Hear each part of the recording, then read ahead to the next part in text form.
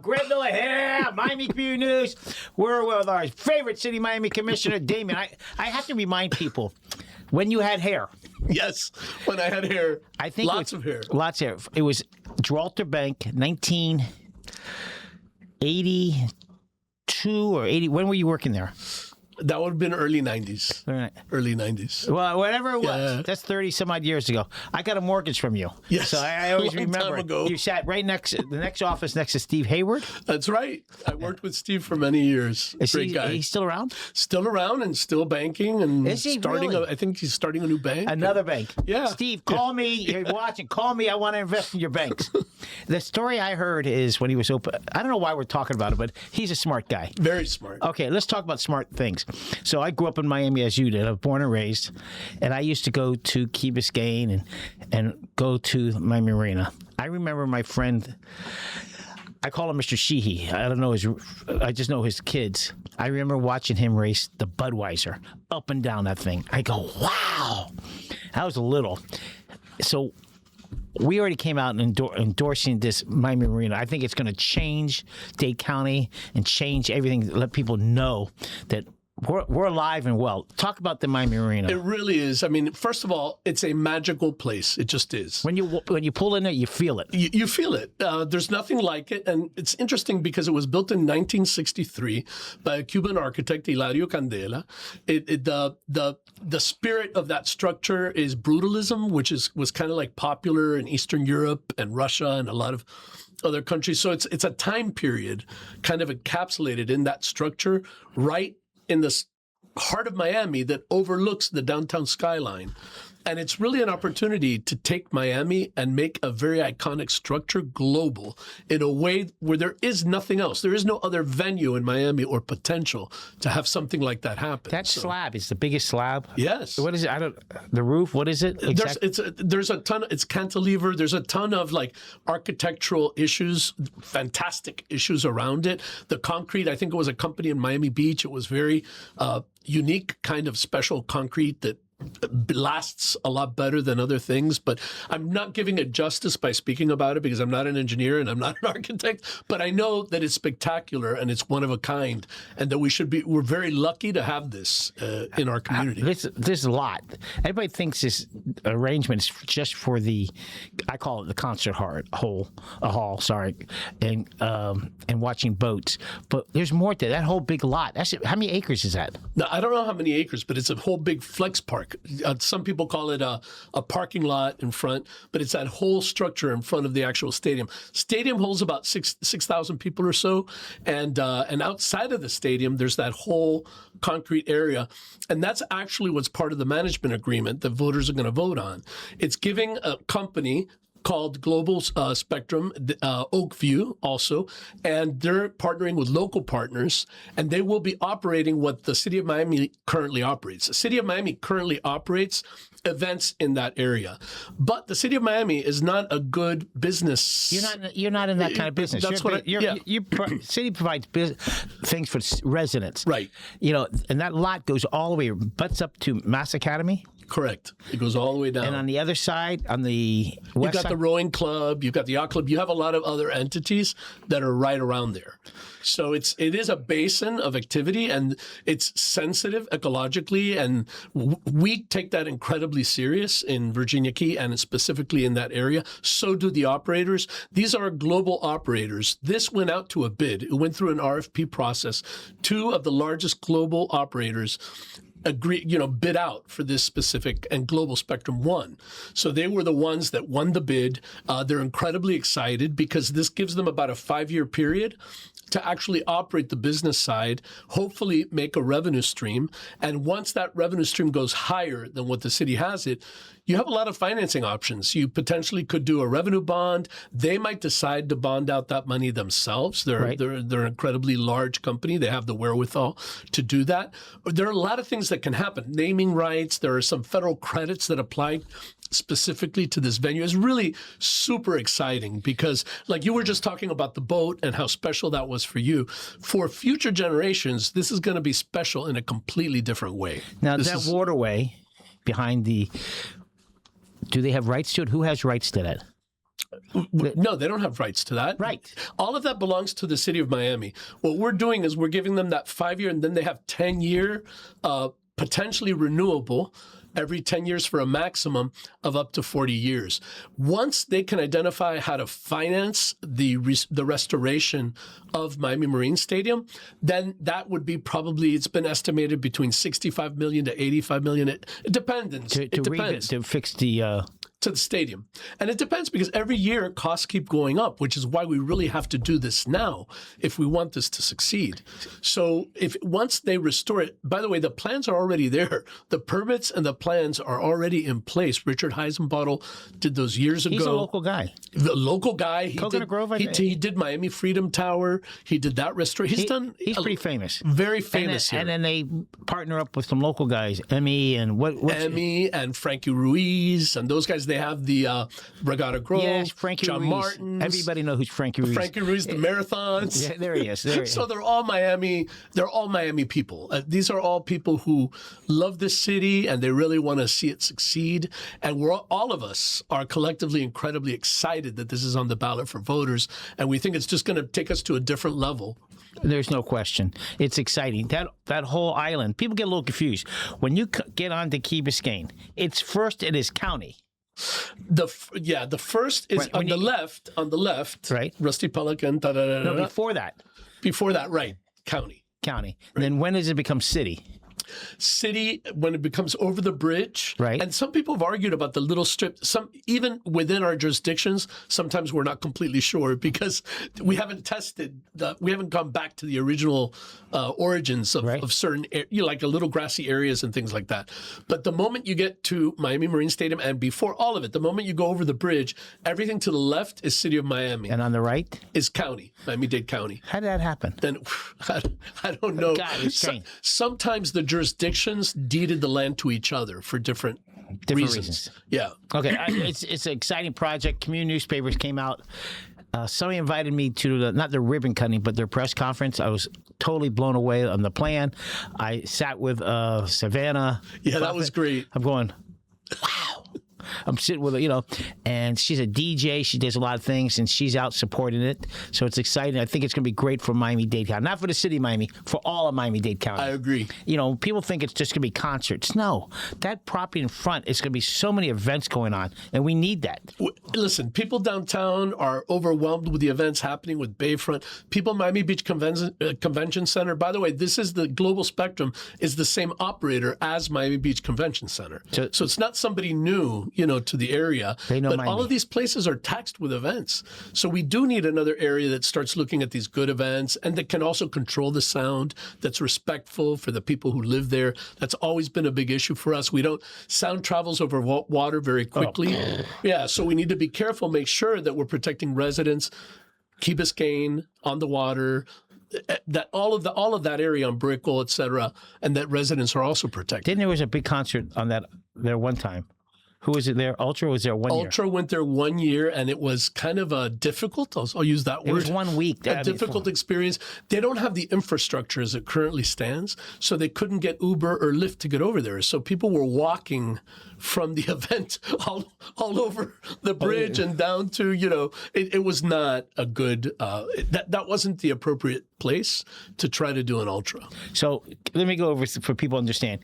When you cross over the bridge at Key Biscayne, the left is City of Miami, the right is Miami-Dade. You keep going farther down, then it's all Dade County. The village of Key Biscayne is at the end. People don't realize that. Right. Where it says village of Key Biscayne. Then, when it ends, then you enter the state park. Correct. So we got state, city, county, and City of Miami. All right, let's talk about affordability in the City of Miami. Or all Dade County, but let's start with City of Miami. It's very expensive to live in Dade County. How's the City of Miami working with that? So that's our biggest challenge, and we're in an affordability crisis. It's difficult to appreciate, and it's difficult to understand.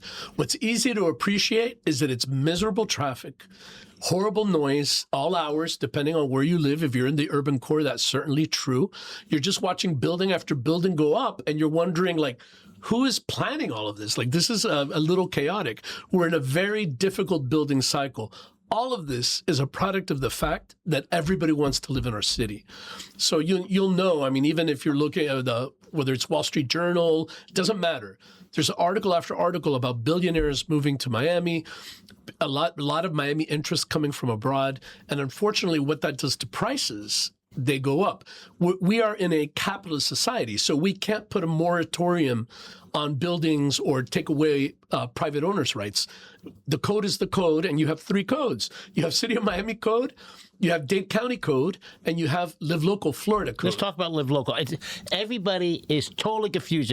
Tell me what Live Local, affordability, they got Live Local, then you got work housing, all this stuff. Why don't you brief me on that? Yes. So Live Local specifically tries to incentivize affordable housing. That's why they give those concessions for density. Just to give you an idea of density is 100. I'm going to use Miami code in a specific area, is 150 units per acre.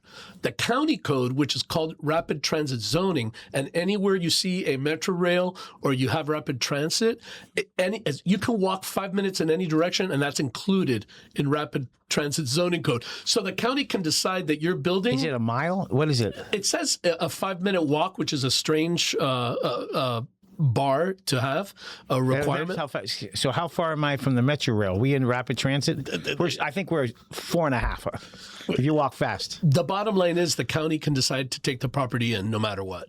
So it's very subjective. If you're kind of close, if the county says, yeah, we think your building should be in rapid transit, then it's going to be brought into rapid transit. The city loses jurisdiction on the zoning. That density is double density of City of Miami. So it goes from 150 to 300 per acre. That's 300 units per acre. And so when somebody's on the street and they're looking up and they're thinking, how did this whole those are units per acre. Live Local goes up to 1,000 units per acre. And so if you qualify for Live Local, you can have a lot more density in the same area, but you have to provide a certain percentage of affordable housing for that to make sense. Affordable housing, they use area median income. And that's the area, like the average median income. City of Miami is different than Miami-Dade County. So again, it becomes very confusing. If you're downtown Miami, it's higher. It's probably higher, but usually you use a standardized. So it would be City of Miami or Miami-Dade County. I think it's about 80,000, 70,000. It's in that range. That's the average median income. So usually it's a percentage of that. So usually it's 80% of average median income or 60% or sometimes 100%, which would be that $70,000 or $80,000 number.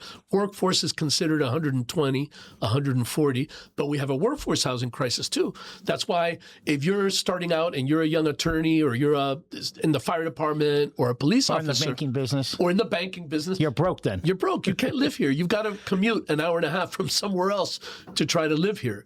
So we are in a true affordability crisis in the city, and we need to think of smart ways. I know we've started to do a lot with churches and work with faith-based affordable housing. In the Grove, we have about 4 or 5 projects specifically with churches where they have land, and there's an opportunity to keep residents that might be displaced, to keep them there in the area and provide the church can survive. Exactly. And the church gets a stream of income where it never had one before. The school board, they're now building on their property?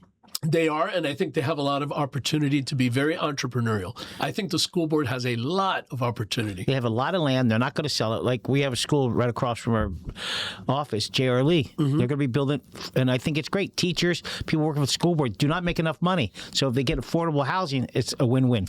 That's a great point. I mean, I think private schools are looking to do that too, which is fascinating. Private schools are coming to us wanting to build affordable housing for their teachers because they can't afford to live in the city. Unless you're married, and even if they're married, doesn't make a difference. It doesn't. Regarding affordable housing, we addressed schools, churches. What other issues are hot in City of Miami? Well, I think development in general is very, very hot because that's what people feel. You know, you're walking on the street, there's traffic, you're trying to cross the street, there's traffic all out. I don't know. When we were growing up, we didn't have traffic. We just didn't. Now you go on I-95 at any hour of the day. When we were growing up, there was traffic, but it's not like it is now. Back then, 10 cars are it's busy. Yeah, between 7 and 9 in the morning and between like... No, it's busy all the time. You know, people during COVID, the town was dead. People don't realize with traffic means more business. Right.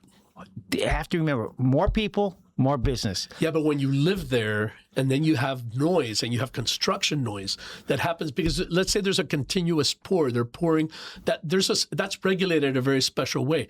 That activity has to happen at night when everybody's sleeping for safety reasons, for a lot of reasons. Yeah. But you're waking up to the beeping of construction, the hard hitting. I mean, my neighbor has a rooster. I hear the roosters. What are you going to do? It's not the same though. It's not the same. I really appreciate it because it's not.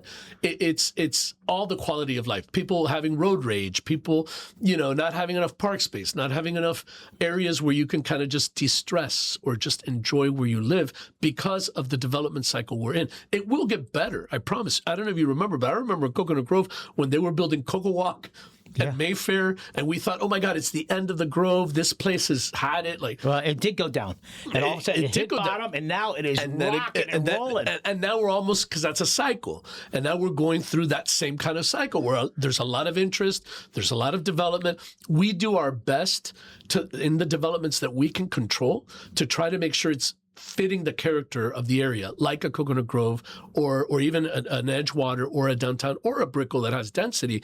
We always try to think about what are the public spaces. The reason the City of Miami code is so good relative to these other codes is because when it was designed in 2010, it wasn't just about a building, it was about the public spaces. So it considers, the curves, the streets, the landscape, what should be there, the canopy, the tree, there's a lot that goes into it, and it was really, really well thought out.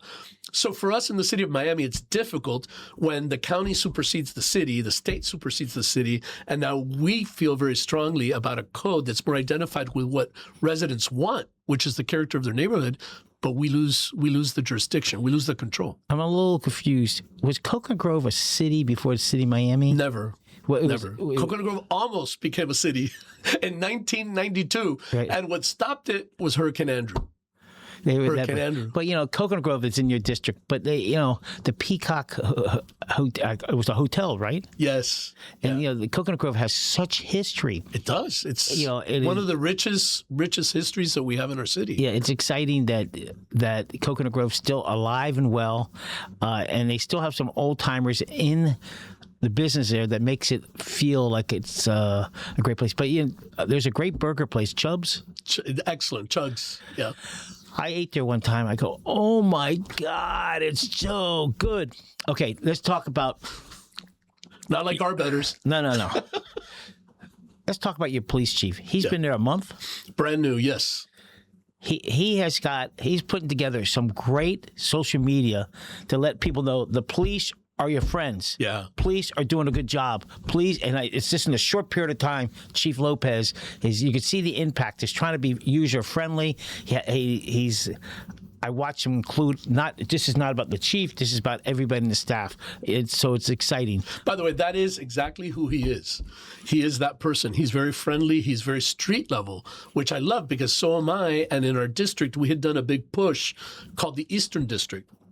And the former chief had agreed to set up the East District in the police department, which meant a lot more officers on foot, a lot more officers on bikes, a lot more officers using ATVs, more usage of drone technology, and less cars. Because our residents would always tell us, we're in an urban area. We don't feel safe seeing a police car with lights parked somewhere.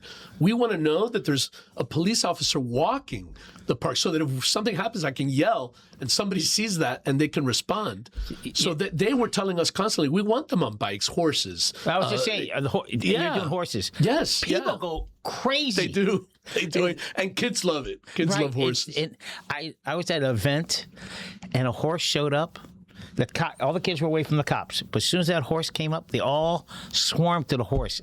And but your district runs from Morningside. It goes Morningside, right about 61st and Biscayne, all the way down south to the Gables Waterway. It includes all of Coconut Grove, Brickell, downtown Edgewater, the Venetian Islands. We have 2 of them, and Virginia Key. So it's a big district. That island, what did you say? Venetian Islands. People get confused. They think it's Miami Beach. Those two islands are yours. City of Miami. And then after those two islands becomes Miami Beach. Miami Beach. And talking about the chief, we have a great collaboration with Miami Beach Police. We just installed a license plate reader on our side of the Venetian. We're making sure that Miami Beach Police, collaboration with the police, including Dade County Sheriff, especially on places like the Rickenbacker, is essential because you just mentioned it. Look at all those jurisdictions. So if we're not working together and if we don't have the right people that have that open spirit, like our current chief and our former chief, these are folks that understand community. They understand the ability to build collaboration. And I think that's what makes it so important. The Miami Beach police chief, I heard him talking about something. He says, you break the law in Miami Beach, we're going to find you and we're going to arrest you. And Dade County is getting like that. You break the law, we're going to find you. And we have to be stronger police, make sure that if there's a crime broken, if there's a law broken, we need to find these people. Because Miami City, Miami-Dade County is the best place to live, work, play, worship, and learn. There's no better place. 100%. Were you born here? Yes, sir. I wasn't born here. I was born in Pittsburgh, but I came here at the age of 2. Pittsburgh? So, Pittsburgh. A Cuban in Pittsburgh, that's not good. In the cold weather. Weather. Do you have relatives still live there? No. Everybody left as soon as they could. You went from palm trees to back then there were steel mills and pollution and freezing cold temperatures and living in a basement like many immigrants. So, let me get your history. What elementary school did you go to? I went to St. Hugh School, right across from the graveyard on 37th Avenue. The school doesn't exist anymore. The graveyard. Most people don't know that. Yeah. I have to tell you a funny story. So I coached in the boys club in 70, and 80, and 81. I had every player had a nickname. So one of my kids lived on that street. You know his nickname was? What? Graveyard. Graveyard. Makes sense. Makes sense. Yeah. So the Coconut Grove has great history. So look, you went to St. Hugh. The athletes that all trained at Armbruster. Yeah. Great Olympians, Frank Gore. There's so many other. Gerald Tinker. Yeah, exactly. He still lives in the Grove. He lives in. Yeah, he does. That right on Grand. That's a huge legacy and pride in our community. It's all right. Big deal. Elementary school. Who's your favorite teacher? In elementary school? Yeah, St. Hugh. Yeah, I know you got Father Izquierdo. I went to Belen Jesuit. So who was your favorite teacher in elementary school at Belen? Pat Collins, government. Middle school. They didn't have. It was all one. Have both. Okay. High school. No, it was high school. I started in 6th grade, 7th grade. So who was your favorite high school teacher? High school, Mrs. Alley. Okay, you went to college where? Georgetown. Georgetown, School of Foreign Service. Really? Dr. Sabat would have been my favorite teacher. Wow, Georgetoan. Yeah, then I came back to UM. You know who else went there? Jose Romano went to Georgetown. Oh, really? Yeah, he played football there. You know, the guy that... but it's pretty impressive. Yeah. Did he do any, after Georgetown, anything else? I came back to Miami, and then I went to the training program at Southeast Bank. So I started with the Southeast Bank training program. I did my MBA at University of Miami. Oh, you did MBA. So who was your favorite teacher? Do you have Anita Cava. Ironically, the stepsister, I guess, her husband is the brother of Daniela Levine Cava, the mayor. Wow. So, you know how a small world. My friend's grandmother was friends with Cava's parents in Boston. It's like the world's just it's so small. It is that small. It is that small. People think it's big, especially in Miami, because we hit all parts of the world. I'll get back to city. My oldest son lives in Naperville. That's outside of Chicago. He's a physical therapist, and he's working on somebody who works for the Walter Payton Foundation. So the lady says, "So where are you from?" They asked, talking back, and the lady says she's from Chicago. And I asked my son from Miami. The lady turns to him and goes, "Do you know blank, blank, blank, we're trying to reach them?" He said, "Yeah, my father's friends with them. Call them, boom."